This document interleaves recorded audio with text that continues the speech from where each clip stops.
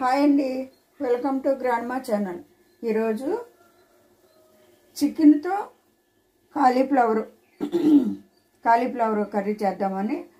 ఇదిగోండి చికెను కేజీకి తక్కువ. అలాగే ఇదిగో కాలీఫ్లవరు వేడి నీళ్ళలో సాల్ట్ వేసి బాయిల్ చేస్తున్నాను. అయితే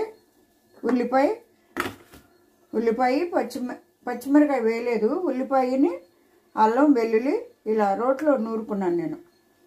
ఓకే అండి, కూర స్టార్ట్ చేద్దాం. ఆయిల్ వేస్తున్నాను.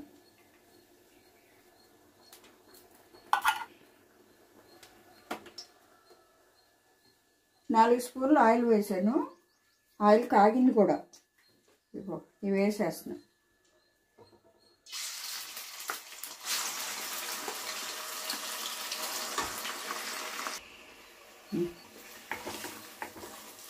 ఈ ఉల్లిపాయ అల్లం వెల్లుల్లిపాయ వేగుతున్నప్పుడు మనం పసుపు,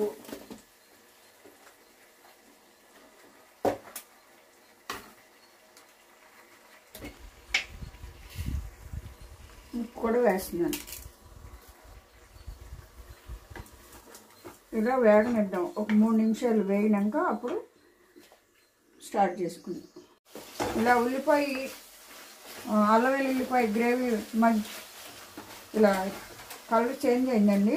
ఇప్పుడు మనం వచ్చేసి ఇవ్వండి దీంట్లో చికెన్ వేసేసి, ఆల్రెడీ నేను దీంట్లో పసుపు ఉప్పు వేసానండి. ఇప్పుడు మనం చికెన్ వేసేసుకుందాం. శుభ్రం కడిగి ఇలా పెట్టుకున్నాం.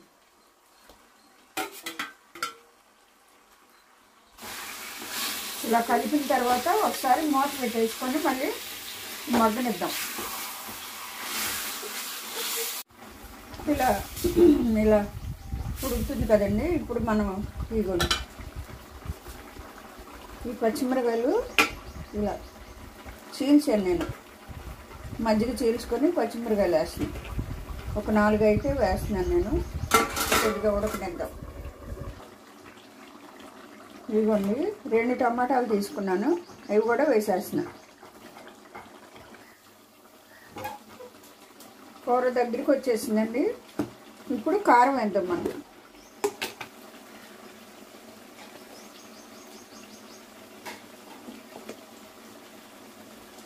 3 స్పూన్లు అయితే కారం వేసాను నేను. కొద్దిగా వేద్దాం. ఇదిగోండి కర్రీ ఇలా అయ్యింది. ఇప్పుడు మనం ఈ కాలీఫ్లవర్ని వాటర్ లేకుండా వడకట్టుకున్నాం. వీటిని వేసేస్తాం. ఇప్పుడు మనం గ్రేవీ కోసం కొద్దిగా వాటర్ పోసుకున్నాము. కాలీఫ్లవర్ బాయిల్ చేసాం కదండి, ఒక 40% ఉడికినట్టే. ఇప్పుడు మళ్ళీ కొంచెం వాటర్ పోసి మళ్ళీ మగ్గబెడతాం. ఇదిగోండి 2 టీ గ్లాసులు. చాలా ఈజీగా అయిపోద్దండి చికెను కాలీఫ్లవర్. ఇప్పుడు మనం కొంచెంసేపు మూత పెట్టుకున్నాం.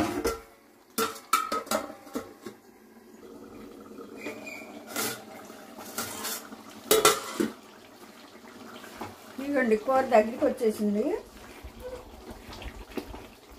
కాలీఫ్లవరు చికెను అయితే నేను మసాలా ఏం వేయట్లేదండి. మామూలుగా అయితే అసలు మసాలా వాడం మేము.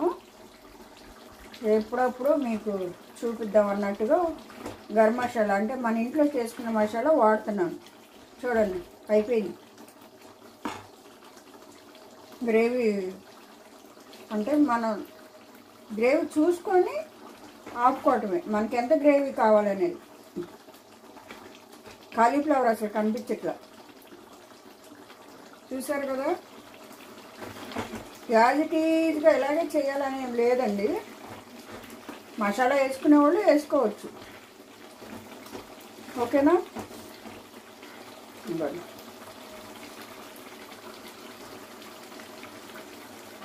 కొద్దిగా ఆ గ్రేవీ ఎగిరినాక ఆపేద్దాం స్టవ్. కొంచెం